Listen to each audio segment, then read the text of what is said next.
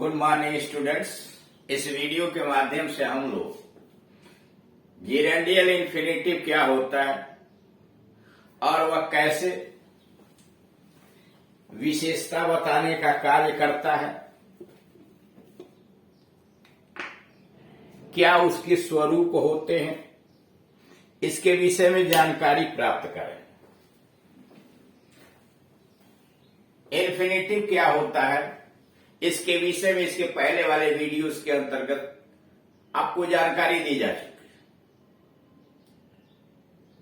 है। इन्फिनेटिव दो तरह का होता है, सिंपल इन्फिनेटिव यानी नाउन इन्फिनेटिव और जेरेंडियल इन्फिनेटिव। सिंपल इन्फिनेटिव उसको कहते हैं जो नाउन का काम करता है, किसी क्रिया का सब्जेक्ट बन जाता है, किसी क्रिया का ऑब्जेक्ट बन जाता है, किसी प्रीपोजिशन का ऑब्जेक्ट हो जाता है और कहीं कहीं case in apposition with it होता है, कॉम्प्लीमेंट के रूप में आता है। ठीक उसी प्रकार से जेरेंडियल इन्फिनेटिव जो होता है यानी क्वालिफाइंग इन्फिनेटिव वे विशेषता बताने का काम करता है। इस वीडियोस के अंतर्गत हम क्वालिफाइंग इन्फिनेटिव की बात करेंगे। क्वालिफाइंग इन्फिनेटिव इतने काम कर सकता है, या तो वह किसी क्रिया की विशेषता बताएगा, किसी एडजेक्टिव की विशेषता बताएगा, किसी नाउन की विशेषता बताएगा, होल सेंटेंस की विशेषता बताएगा। अगर वह क्रिया का या एडजेक्टिव की विशेषता बताता है तो एडवर्ब का काम करता है, नाउन की विशेषता बताता है एडजेक्टिव का काम करता है, यानी वह विशेषता बताने का काम करेगा। उसी के विषय में विस्तृत रूप से जानकारी यहां दी गई है।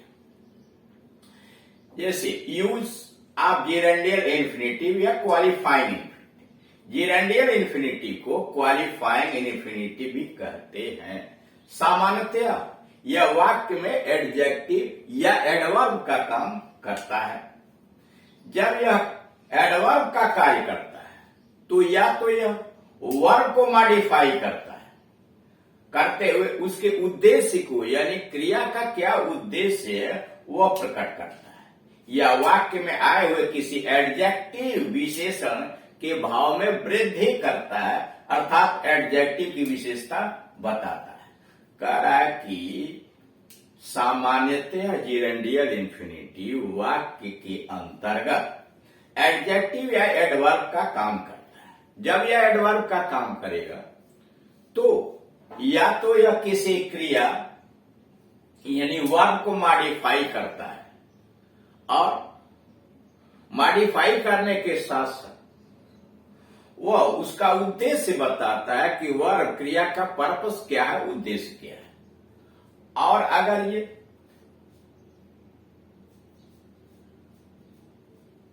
वाक्य में एडजेक्टिव यानी या एडजेक्टिव आया है वाक्य में कोई, तो उसके भाव में वृद्धि करता है यानी उसके उत्कर्ष को बढ़ाता है। जैसे मान लीजिए यह दिया हुआ नीचे उदाहरण कि जेरेंडियल इन्फिनेटिव का प्रयोग निम्न रूपों में होता है। इधर यहां दिखाया जाएगा वर्ब की कैसे विशेषता बताता है, एडजेक्टिव की कैसे विशेषता बताता है, नाउन की कैसे विशेषता बताता है। जेरेंडियल इन्फिनेटिव का प्रयोग निम्न रूपों में होता है। As an adverb showing purpose, क्रिया विशेषण के रूप में, एडवर्ब क्रिया विशेषण के रूप में जो उद्देश्य प्रकट करता है, शोइंग पर्पस उद्देश्य प्रकट करता है। वी ईट, उदाहरण है वी ईट टू लिव, हम जीने के लिए खाते हैं।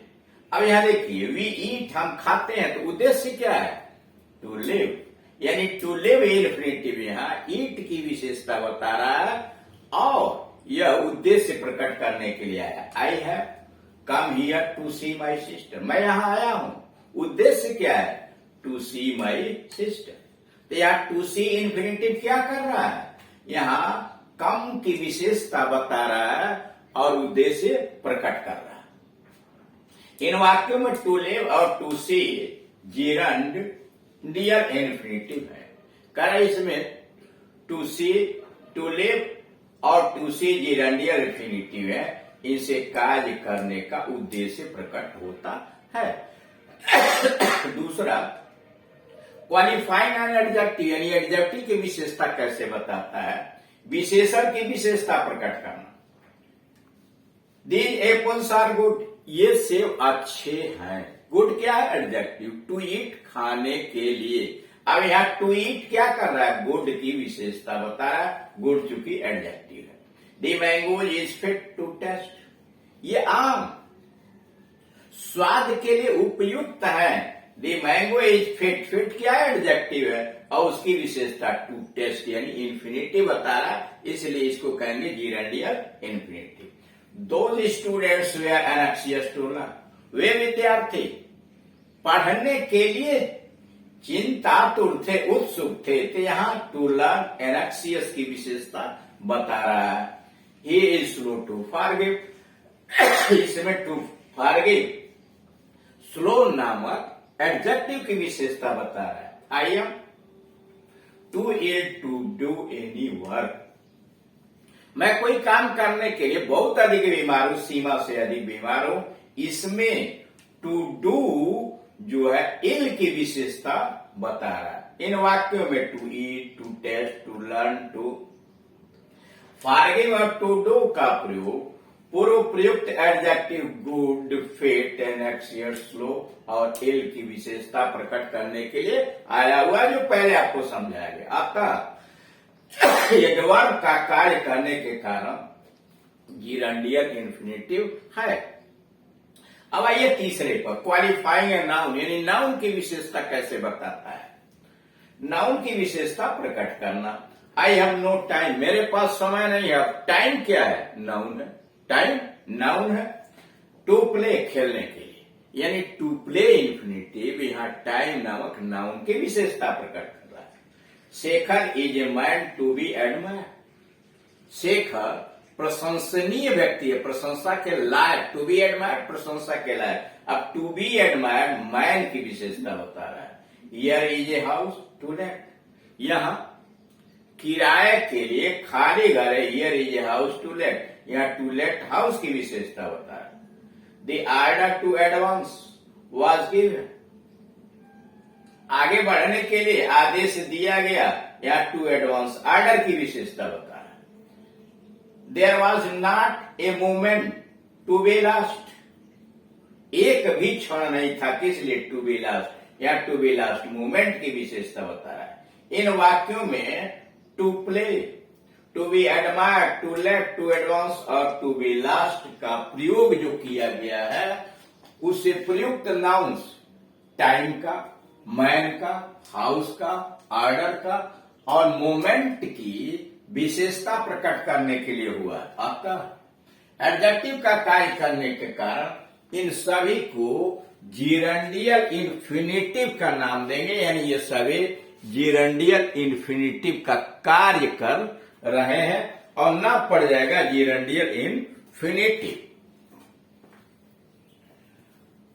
अब आइए नंबर 4 कार्य क्या करता है, क्वालिफाइंग सेंटेंस, एक वाक्य की विशेषता बताता है, द होल सेंटेंस की विशेषता बताता है। जैसे टू स्पीक द ट्रूथ, अगर सत्य कहा जाए यानी सत्य बोला जाए। आई फॉरगॉट इट, मैं इसे भूल गया। To be frank, I hate idle voice, स्पष्ट रूप से मैं आलसी लड़कों से घृणा करता हूं। इन वाक्यों में इन्फिनिटिव द्वारा वाक्यों की विशेषता प्रकट होती है, यानी ये वाक्य जो है इसमें इन्फिनिटिव के द्वारा वाक्यों की विशेषता प्रकट की गई है। ये क्रमशः I forgot it, I hate idle voice को मॉडिफाई करता है। कह रहा ये जो वाक्य आया है आई फॉरगॉट इट पूरा वाक्य और आई हेट आइडल वॉइस को मॉडिफाई करते हैं। इन्फिनिटिव का ऐसा प्रयोग पैरेंथेटिकल होता है। पैरेंथेटिकल होता है मतलब अर्थात मुख्य वाक्य से इनका कुछ लेना देना नहीं होता, कोई संबंध नहीं होता है। यानी पैरेंथेटिकल का मतलब इस वाक्य में इनका वाक्य से कोई संबंध नहीं है। नंबर 5, इन्फिनिटिव का प्रयोग दो वाक्यों को जोड़ने के लिए भी किया जाता है। यानी इन्फिनिटिव आता है, इसका एक कार्य दो वाक्यों को सिंपल सेंटेंसेज को जोड़कर एक सिंपल सेंटेंस बनाने के लिए भी होता है। जैसे he is going to Delhi, वो दिल्ली जा रहा है। He wants to buy some books, वो कुछ पुस्तक खरीदना चाहता है। अब यह कि इन दोनों वाक्यों को मिला करके कैसे आप एक वाक्य बनाएंगे, वो अभी सिंपल बनाएंगे। तो he is going to Delhi, he wants to buy some books, वह दिल्ली जा रहा है, वह कुछ पुस्तकें खरीदेगा। अब दोनों को मिला दीजिए हिंदी में, वह कुछ पुस्तकें खरीदने के लिए दिल्ली जा रहा है। यानी उद्देश्य क्या है दिल्ली जाने का, कुछ पुस्तक खरीदना। तो जोड़ देंगे एक में, कुछ पुस्तक खरीदने के लिए वह दिल्ली जा रहा है। तो यहां कंबाइंड सेंटेंस है, he is going to Delhi to buy some books. आप दूसरे क्वेश्चन पर आइए। ही इज वेरी लेजी, वो बहुत आलसी है। He can not do this work, कर वह बहुत आलसी है, वह इस कार्य को नहीं कर सकता। अब दोनों को जोड़ेंगे तो क्या वेरी के जगह पर टू डाल दिया, he is too lazy to do this work, इस काम को करने वास्ते वो सीमा से अधिक आलसी है, मतलब वो नहीं कर सकता। अब जरा देखिए, voice and forms of the infinitive. Infinitive के वॉइस और रूप क्या होते हैं, वाच्य और रूप क्या होते हैं। इन्फिनेटिव का प्रयोग दोनों वॉइस से, एक्टिव में भी और पैसिव में भी किया जाता है। यानी इन्फिनेटिव का प्रयोग एक्टिव में भी होता है और पैसिव में भी होता है। एक्टिव वॉइस में इसकी 4 रूप होते हैं। इन्फिनेटिव एक्टिव वॉइस में 4 रूप होता है तथा पैसिव में इसकी केवल 2 ही रूप होती हैं, केवल 2 ही फॉर्म्स होती हैं। जैसे पहला प्रेजेंट, प्रेजेंट में टू बीट एक्टिव वॉइस है और उसकी पैसिव बनेगी to be beaten. Present continuous tense में टू बी बीटिंग, तो इसका कोई रूप पैसिव में नहीं होता है। प्रेजेंट इन परफेक्ट के अंतर्गत टू हैव बीटन और पैसिव में होता है have to have been, beaten been बढ़ा दिया जाता है। और परफेक्ट कंटिन्यूअस टेंस में एक्टिव में होता है टू हैव बीन बीटिंग, लेकिन पैसिव में इसका कोई रूप नहीं होता है। यानी एक्टिव वॉइस में इन्फिनेटिव के 4 रूप होते हैं, जबकि पैसिव में केवल 2 ही रूप होते हैं। तो इस तरह से आपने देखा कि जिरेंडियल इन्फिनेटिव वह है जो मॉडिफाई करने का काम करता है, किसी एडजेक्टिव, किसी वर्ब या नाउन की विशेषता बताने के लिए आता है। यानी या तो वाक्य के अंतर्गत किसी क्रिया की विशेषता बता करके उसका उद्देश्य प्रकट करेगा, या किसी एडजेक्टिव की विशेषता बताएगा, किसी नाउन की विशेषता प्रकट करने के लिए यह आ सकता है। इस तरह के कार्य करने वाले को जो विशेषता प्रकट करने का कार्य करता है, इसीलिए इसका नाम क्वालिफाइंग इन्फिनेटिव या जिरेंडियल इन्फिनेटिव भी कहते हैं।